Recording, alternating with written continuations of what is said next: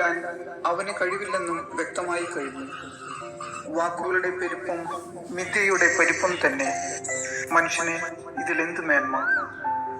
നിഴൽ പോലെ കടന്നു പോകുന്ന ഈ വ്യർത്ഥമായ ഹ്രസ്വ ജീവിതത്തിൽ മനുഷ്യനെ നന്മയായിട്ടുള്ളത് എന്താണെന്ന് ആർ അറിയുന്നു? സൂര്യന് കീഴെ തനിക്ക് ശേഷം എന്തു സംഭവിക്കുമെന്ന് അവനോട് പറയാൻ ആർക്ക് കഴിയും?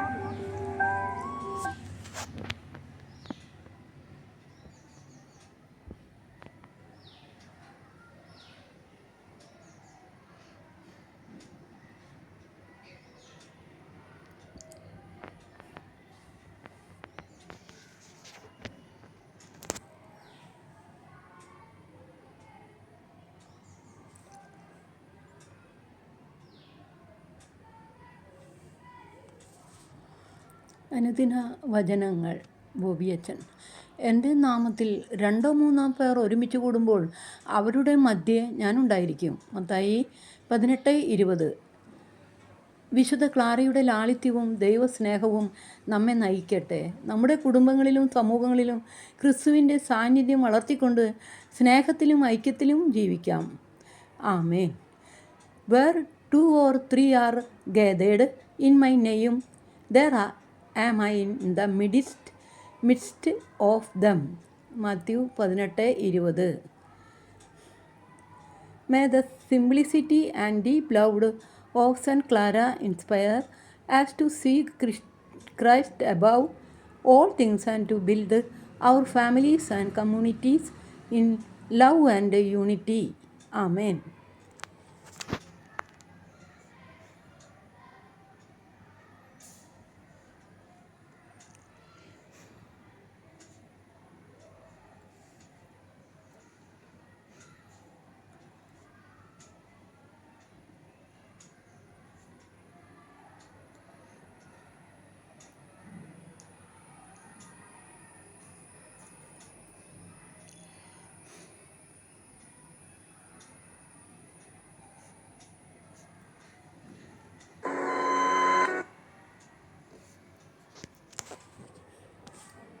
വിശുദ്ധ ക്ലാര. ആഗസ്റ്റ് 11. വിശുദ്ധ ഫ്രാൻസിസ് അസീസിയുടെ ആത്മീയ മാതൃക പിന്തുടർന്ന്.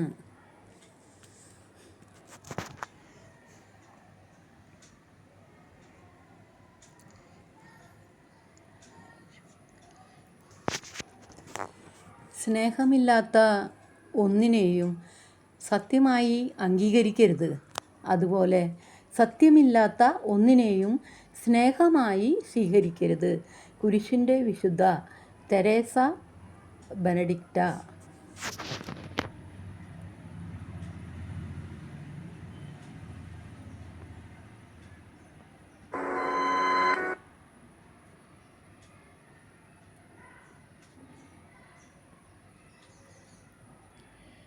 ഭാര്യയോട് വഴക്ക്, മക്കളോട് കോപം, പാട്ടും ചിരിയും നിറഞ്ഞ വീട് നിശബ്ദമായി.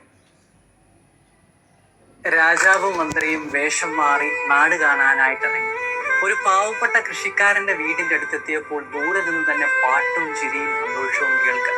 രാജാവ് മന്ത്രിയോട് പറഞ്ഞു, എനിക്ക് അവരോട് അസൂയ തോന്നുന്നുള്ളൂ. എനിക്ക് വലിയ കൊട്ടാരവും സമ്പാദ്യങ്ങളും ഒക്കെ ഉണ്ട്, പക്ഷെ ഇതുപോലെ സന്തോഷിക്കാൻ പറ്റുന്നു. എന്നാണാവോ ഇവർ ഇങ്ങനെ സന്തോഷിക്കുന്നത്? മന്ത്രി ചിരിച്ചുകൊണ്ട് പറഞ്ഞു, അവർ 99 ക്ലബിലെ അംഗങ്ങളല്ല രാജാവേ. 99 ക്ലബോ? അതെന്താ? അതൊക്കെ ഉണ്ട്.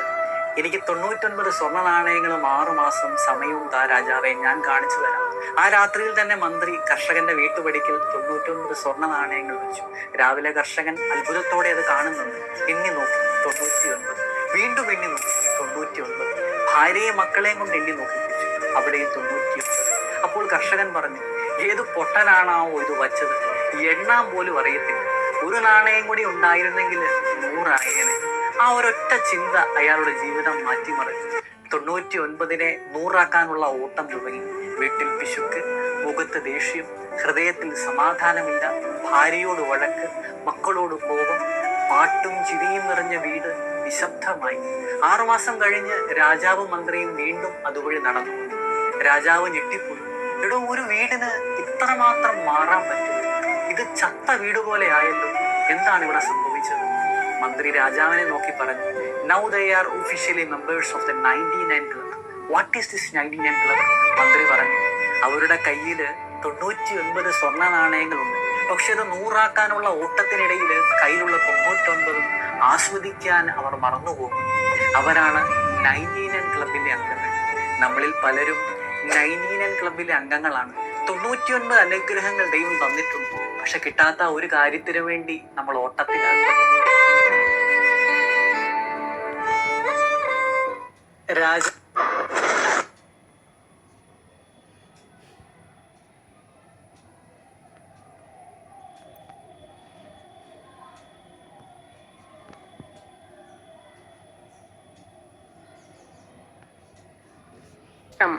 അത് തന്നെയാണ് മാനവ സമൂഹത്തിന്റെ ആന്തരിക സ്വഭാവം. വൈവിധ്യം ആദരിക്കുക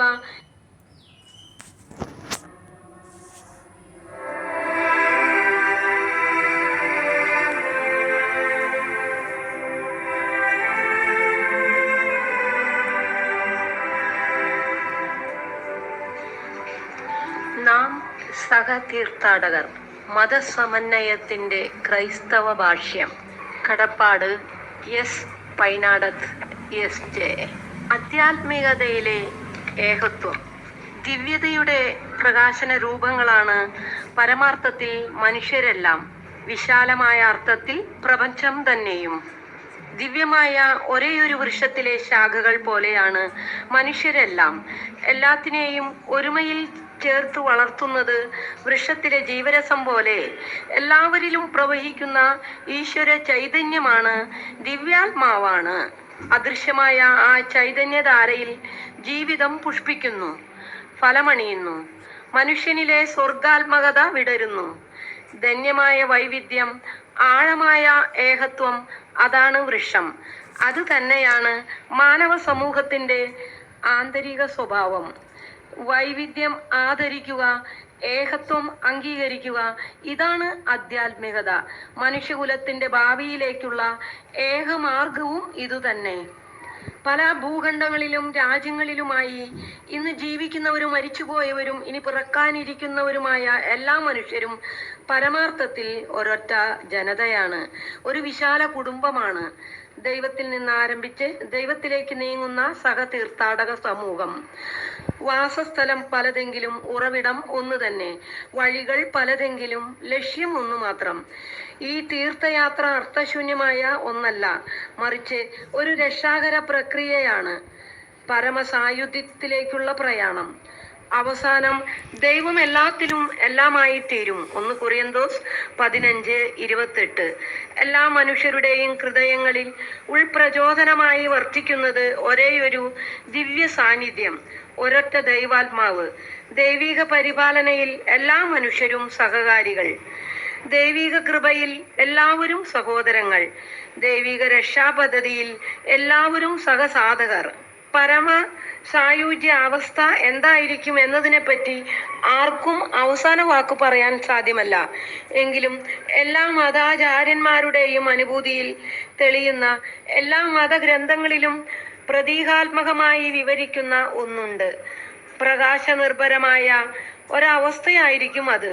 ദിവ്യമായ പ്രകാശവീചികളാൽ മനുഷ്യാത്മാക്കൾ തെളിഞ്ഞു വിളങ്ങുന്ന അവസ്ഥ.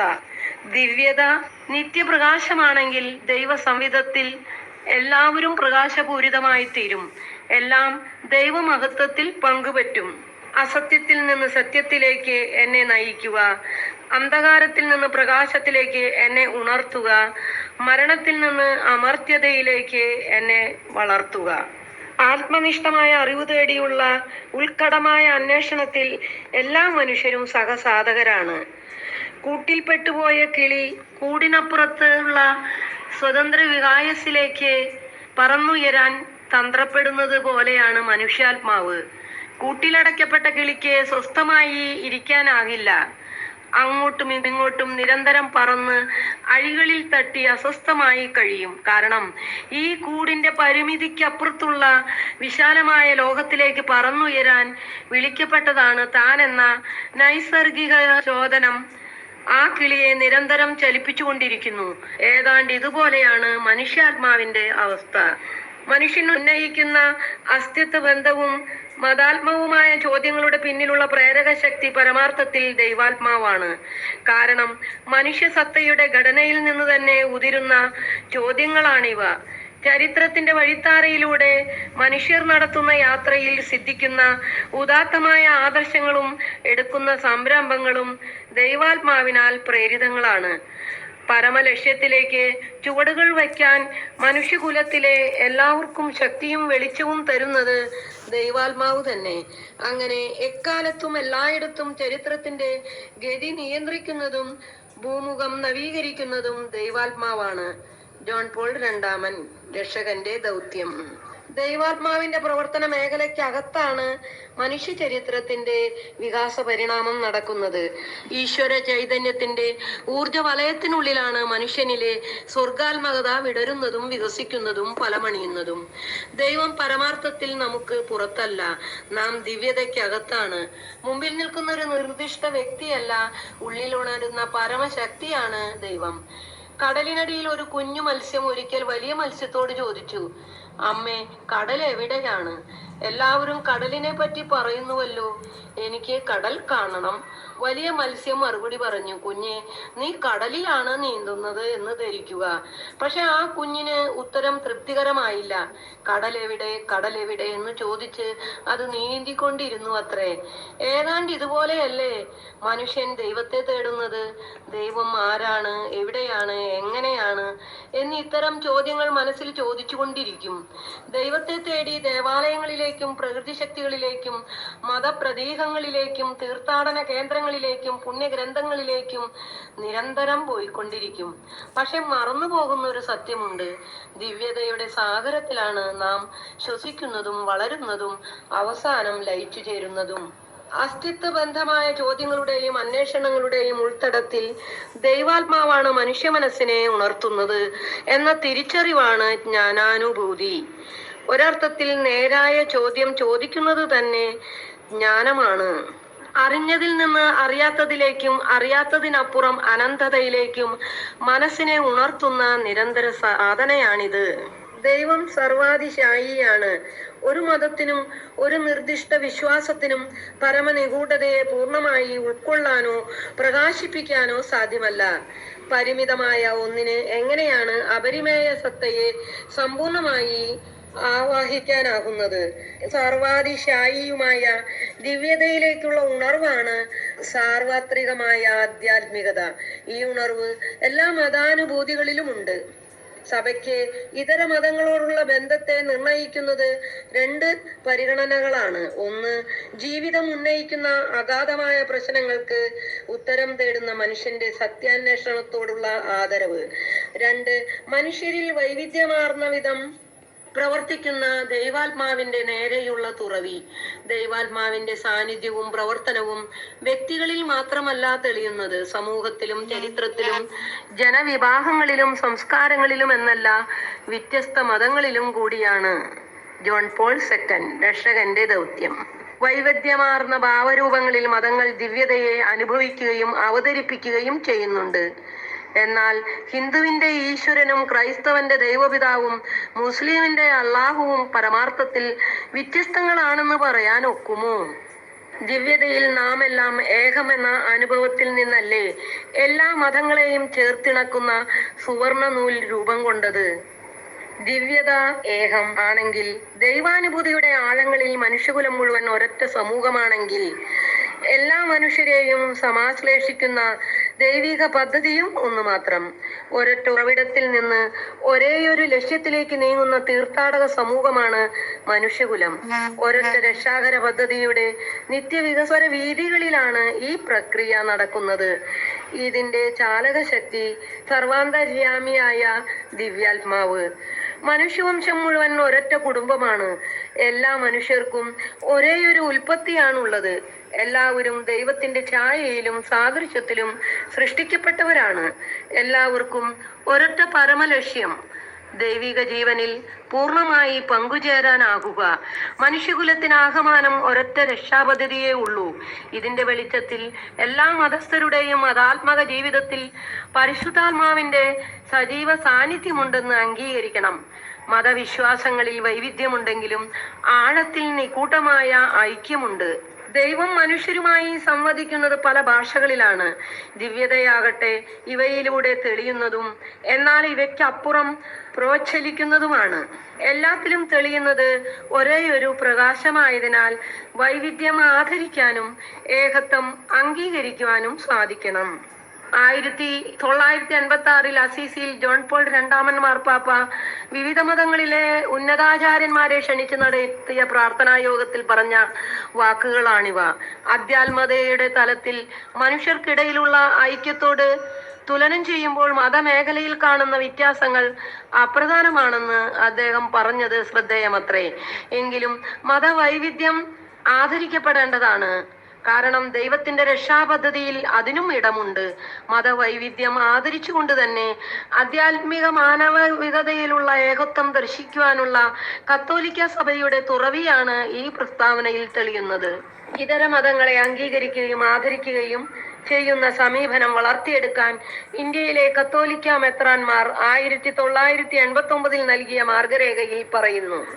ഓരോ മതവിഭാഗത്തിനും തനത് വിശ്വാസത്തിന്റെ പരമ മൂല്യത്തെപ്പറ്റി ബോധ്യമുണ്ട്. ഈ വിശ്വാസത്തിൽ നിന്ന് ശക്തി ആർജിച്ച് അവർ പരമസായുജ്യം ലക്ഷ്യമാക്കി ജീവിക്കുന്നു, പ്രവർത്തിക്കുന്നു. ഇതര മതവിശ്വാസികളുടെ അടിസ്ഥാന ധാരണകൾ ശ്രദ്ധിക്കാൻ ക്രൈസ്തവരായ നാം മനസ്സും ഹൃദയവും തുറക്കണം.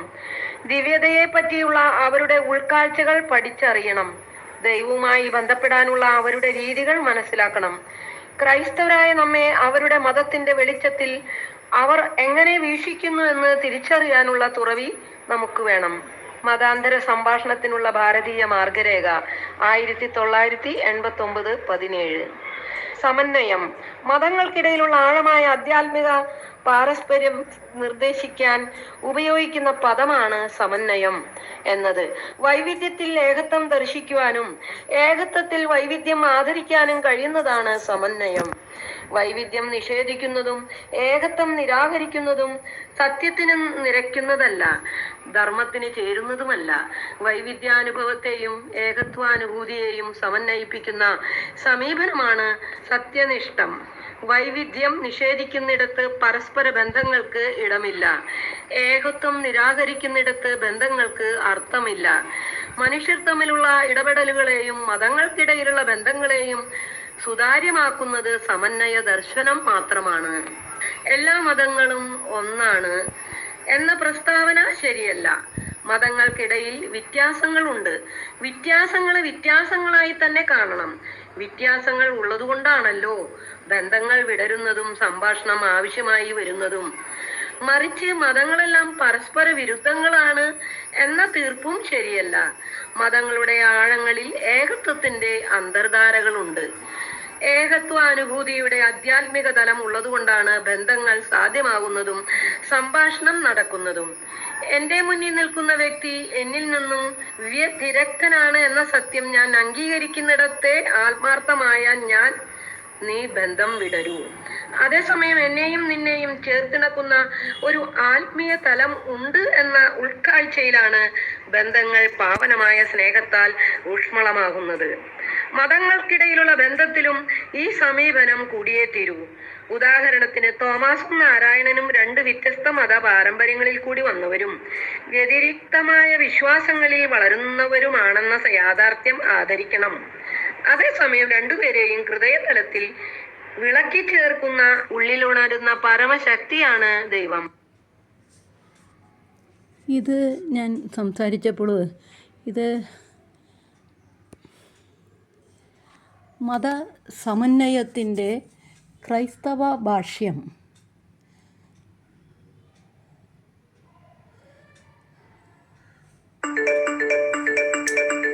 This is a final warning. Your PDF reader version is outdated. Unless you Your PDF reader version is outdated. Unless you update it, you will be unable to open your files. As we have mentioned repeatedly, simply clicking update will resolve this issue immediately. Please give it a try. ഇത് ഞാൻ വായിച്ചപ്പോൾ അവിടെ അതിലൊരു ബുക്കിൻ്റെ പടം ഉണ്ട്. മതസമന്വയത്തിൻ്റെ നാം സഹതീർത്ഥാടകർ, മതസമന്വയത്തിൻ്റെ ക്രൈസ്തവ ഭാഷ്യം. അതാണ് ഞാനിപ്പോൾ തന്നെ വായിച്ചത്, വീഡിയോ ഇട്ടത്. അതിലെ അച്ഛൻ കടപ്പാട് ഫാദർ എസ്.ജെ. പൈനാടത്ത് എന്ന് ഞാൻ വീഡിയോയുടെ തുടക്കത്തിൽ എഴുതിയിട്ടുണ്ട്. കടപ്പാട്. ഈ അച്ഛൻ കാലടിയിലെ സമിഷ എന്ന് പറഞ്ഞിട്ടുള്ള ഒരു ആശ്രമമുണ്ട്. അവിടെയാണ് ബൈബിൾ ക്ലാസ് ഉണ്ടാവാറുണ്ട്. റിട്ടയേർഡായ കോളേജ് പ്രൊഫസർമാർ, വക്കീല്, ജഡ്ജി വരെ ഞാൻ ഒരു പ്രാവശ്യം പോയിട്ടുണ്ട്. 5 ദിവസത്തെ ധ്യാനം കൂടിയിട്ടുണ്ട് എൻ്റെ ആങ്ങളയുടെ ഭാര്യയും ഒത്ത്. 2ാം വട്ടം ഞാൻ കുറച്ച് നാൾ മുന്നേ പോയിട്ടുണ്ട്, ഒരു 2 കൊല്ലം മുന്നേ. 2ാമത് അന്ന് അവിടെ ബൈബിൾ ക്ലാസ്സും 5 ദിവസത്തെ 7 ദിവസത്തെ അങ്ങനെ പോയിരുന്നത്. അങ്ങനെ ആദ്യത്തെ ദിവസം ഞാൻ മാത്രമായിരുന്നു. 2ാമത്തെ ദിവസം എൻ്റെ മൂത്ത ചേച്ചിയെ കൊണ്ടുവന്നാക്കിയിരുന്നു എൻ്റെ അടുത്ത്, എനിക്ക് കൂട്ടായിട്ട്. അങ്ങനെ ഞങ്ങൾ 2 ചേച്ചിയും ഞാനും കൂടിയാണ് അന്ന് 7 ദിവസം അവിടെ ബൈബിൾ ക്ലാസ്സും കുർബാനയും ഒക്കെ ഉണ്ട് അവിടെ. നല്ല സ്ഥലമാണ്. കാലടി റോട്ടിൽ സമീഷ എന്ന് പറഞ്ഞ് ലെഫ്റ്റ് സൈഡിൽ അവിടെ ഒരു ചാലക്കുടി ഒരു നല്ല തീരം, ചാലക്കുടി പുഴയുടെ തീരം അവിടെ ഉണ്ട്. പിന്നെ നല്ല എല്ലാ മരങ്ങളായിട്ടുള്ള നല്ല കുറേ സ്ഥലത്തിലാണ് ഈ സ്ഥലം. നമുക്കവിടെ താമസിച്ച് എല്ലാ ദിവസവും രാവിലെ കുർബാനയും ക്ലാസ്സും ഇതൊക്കെയായി. അച്ഛൻ്റെ ക്ലാസ്സും ഉണ്ടായിരുന്നു, ബൈബിൾ ക്ലാസ്. വേറെ വളരെ ആത്മീയ ഗുരുക്കളുടെ പോലെയുള്ള ഓരോരുത്തരുടെയും ക്ലാസ്സും ഉണ്ടായിരുന്നു. അങ്ങനെ ഞാൻ 2ാമത് ചെന്നപ്പോൾ ഞാൻ ബസ്സിൽ പോയിട്ട് ഓട്ടോറിക്ഷയിൽ അവിടെ ഇറങ്ങി, കാലടിയിൽ അവിടെ എന്നിട്ട് ഈ സമീഷയിലേക്ക് ഓട്ടോറിക്ഷ പിടിച്ച് പോവുകയാണ് ചെയ്തത്. ഈ അച്ഛനെ ഞാൻ വളരെയധികം ബഹുമാനിക്കുന്നു. ഈ അച്ഛനോട് എനിക്ക് ഭയങ്കര ഒരു ആദരവ് തോന്നി. ഫാദർ എസ് പൈനാടത്ത് എന്ന് പറഞ്ഞ അച്ഛനോട്. ഈശോ സഭയാണ്. ഞാൻ ഓട്ടോറിക്ഷ ചെന്ന് ഇറങ്ങിയപ്പോൾ 2-3 ബാഗുണ്ട്. എൻ്റെ പുസ്തകങ്ങളൊക്കെ പോകുമ്പോഴും തിരിച്ചു വരുമ്പോഴൊക്കെ പള്ളികളിൽ ലൈബ്രറിക്കായിട്ട് കൊടുക്കണം എന്ന് വിചാരിച്ചിട്ട് എല്ലാം കൈ പിടിച്ചിട്ടുള്ള കെട്ടുകളുണ്ട്, ബാഗും എൻ്റെ 7 ദിവസം നിൽക്കാനുള്ള എല്ലാതും ഉണ്ട്. ഓട്ടോറിക്ഷ ഇറങ്ങി ഞാൻ എല്ലാം കൂടി ഓട്ടോറിക്ഷ ആൾക്ക് കാശ് കൊടുത്തിട്ട് ഞാൻ എല്ലാം കൂടി തോളിലും അരക്കെട്ടിലും ഒക്കെ ഒക്കത്തും ഒക്കെ ആയിട്ട് ഇങ്ങനെ ഇതായിട്ട് ഞാൻ 2 അടി നടന്നപ്പോഴേക്കും ഞാൻ വീഴാൻ പോവാണ്. എങ്ങനെയാണ് എത്തിയെന്നറിയില്ല. ഈ ഫാദർ എസ് പൈനാടത്ത്, അച്ഛൻ എസ്.ജെ. പൈനാടത്ത് അവിടേക്ക് ഓടി വന്നു. വയസ്സായിട്ടുള്ള അച്ഛനാണ്. ഓടി വന്ന് എൻ്റെ 2 ബാഗ് മേടിച്ചു പിടിച്ചു. എനിക്ക് വിഷമം തോന്നി. ഞാൻ വേണ്ട എനിക്ക് പറ്റും എന്ന് പറയുമ്പോൾ അതൊന്നും കേൾക്കാതെ 2 ബാഗ് എടുത്ത് വായോ എന്ന് പറഞ്ഞിട്ട് താമസിക്കുന്ന അവിടെ വരെ എത്തിച്ചു. ഞാൻ അതിശയിക്കുകയാണ്. ഇത്രയും 500 പുസ്തകങ്ങൾ, 500 പുസ്തകത്തിന് മേലെ എഴുതിയിട്ടുള്ള അച്ഛനാണ്. യേശു ശക്തിയും വ്യക്തിയും, നാം സഹതീർത്ഥാടകർ. പിന്നെ അവിടെ വലിയൊരു ലൈബ്രറി ഉണ്ട്. ആ ലൈബ്രറിയിൽ എന്തോരം പുസ്തകങ്ങളാണ്. ആ 7 ദിവസം ഞാൻ അവിടെ ലൈബ്രറിയിൽ നിന്ന് പുസ്തകം എടുത്ത് വായിക്കുമായിരുന്നു. അച്ഛന് റോമിലൊക്കെ ഫേമസാണ് അച്ഛൻ്റെ ബുക്കുകളൊക്കെ. 500 ബുക്കുകൾ പല ഭാഷകളിൽ. അങ്ങനെ എനിക്ക് അച്ഛനോട് പ്രത്യേക ബഹുമാനം തോന്നി. ഇത്രയും വലിയ അറിവുള്ള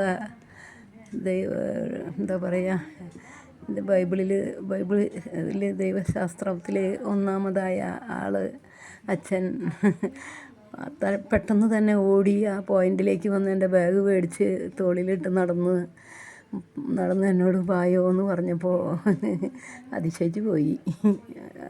അച്ഛനോടുള്ള സ്നേഹം. പ്രായമായ അച്ഛനാണ്. അങ്ങനെ ഒരു സംഭവം. അതിലൊരു കാര്യം പറയുന്നുണ്ട്. കുഞ്ഞു മത്സ്യം വലിയ മത്സ്യത്തിനോട് കടലെവിടെയാണ് എന്ന് പറയുമ്പോൾ നമ്മളിരിക്കുന്നത് കടലിൽ തന്നെയാണ് കുട്ടി എന്ന് പറഞ്ഞിട്ട് വലിയ മത്സ്യം കുഞ്ഞു മത്സ്യത്തിനോട് പറയുന്നു. അത് പറഞ്ഞപ്പോഴും ഞാൻ ഒരു കാര്യം ആലോചിക്കുകയാണ്. വർഷങ്ങൾക്ക് മുൻപ് എൻ്റെ പേരക്കുട്ടി, ഇന്നിപ്പോൾ 18 വയസ്സാവാറായി. മോൻ കൊച്ചുകുട്ടിയായിരുന്നപ്പോൾ കൊച്ചിയിൽ ബോട്ട് കാണാൻ പോയി. ബോട്ടിൽ യാത്രയും ചെയ്ത് ഞങ്ങൾ ബോട്ടിലിരിക്കുകയാണ്. അപ്പോൾ ചൂണ്ടിക്കാട്ടിയിട്ട് പറയണം, അതേ പോണു അമ്മാമേ ബോട്ട്, നമുക്ക് ബോട്ടിൽ പോകണം അമ്മാമേ. അപ്പോൾ ഞാൻ പറയുന്നുണ്ട്, എടാ ബോട്ടിലാണ് നമ്മളിരിക്കുന്നത്, എന്ത് ചെയ്താൽ കൂട്ടാക്കുന്നില്ല. അപ്പോൾ ഈ അമ്മ മത്സ്യത്തിനോട് കുഞ്ഞു മത്സ്യം കടലെവിടെയാന്ന് ചോദിക്കണ പോലെ എൻ്റെ പേരക്കുട്ടി എന്നോട് ചോദിച്ചപ്പോൾ ഞാനിപ്പോൾ ഇത് വായിച്ചപ്പോൾ ഞാൻ അത് ഓർത്ത് പോയെന്ന് മാത്രം. ചിരിക്കാൻ തോന്നണം ഇപ്പോൾ. ഇന്ന് ആ പേരക്കുട്ടിക്ക് 18 വയസ്സാവാറായി. ബോട്ടിലിരുന്ന് ബോട്ടെവിടെ അമ്മാമേ എന്നും പറഞ്ഞ് ബോട്ട് കാണണം എന്നും പറഞ്ഞ് വാശി പിടിച്ചത്. അങ്ങനെ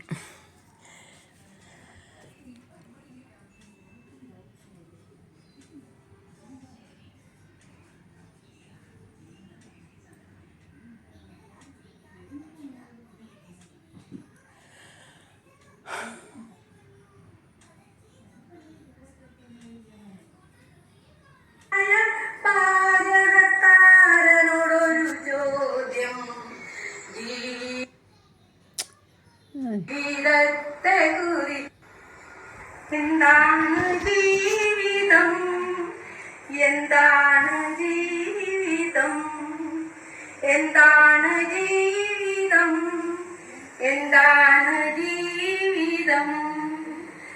ഒരിക്കൽ ഒരു പത്രപ്രവർത്തകൻ പ്രസിദ്ധനായ പാചകക്കാരനോടൊരു ചോദ്യം.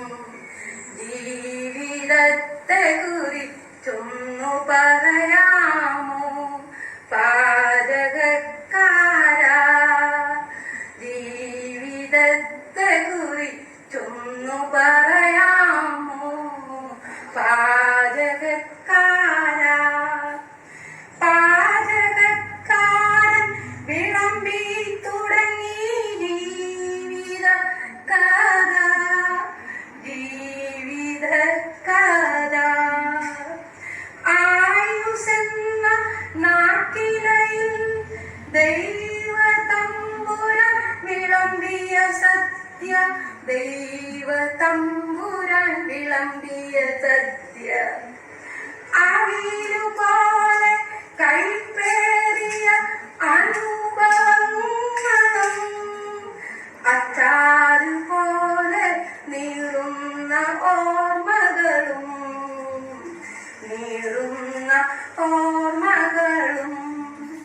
പപ്പടം പോലെ പൊടിയുന്ന സ്വപ്നങ്ങളും, രസം പോലെ ഇടയ്ക്കിടയ്ക്ക് വെച്ച് കണ്ടുമുട്ടി പിരിയുന്ന ഓർമ്മകളും,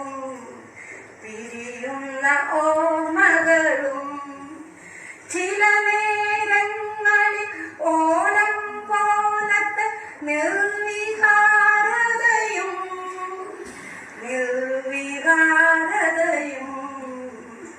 കാൻ പോലെ ആട്ടിക്കുറുക്കിയെടുത്ത അനുഭവങ്ങളും,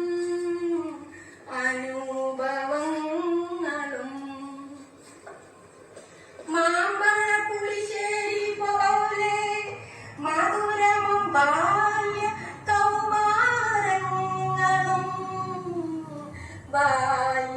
കൗമാരങ്ങളും, കളിച്ചിരി പറയും കായമറുത്തത് ശർക്കര ഉപ്പേരിയും, ഏറെ മധുരിക്കും യൗവനമെന്ന സാദര സ്മരണയും,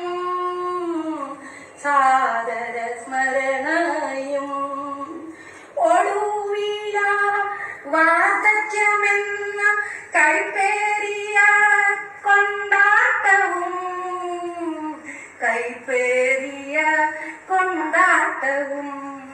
അത് തന്നെയല്ലേ ജീവിതം, അതു തന്നെയല്ലേ ജീവിതം, അതു തന്നെയല്ലേ ജീവിതം, അതു തന്നെയല്ലേ ജീവിതം.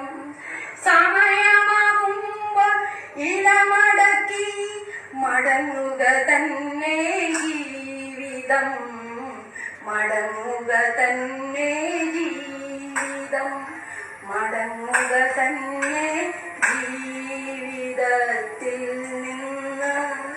എല്ലാവർക്കും അഡ്വാൻസ് ആയി ഹാപ്പി ഓണം. എല്ലാവർക്കും വേണ്ടിയും പ്രാർത്ഥിച്ചുകൊണ്ട് നല്ലൊരു ദിവസം ആശംസിക്കുന്നു.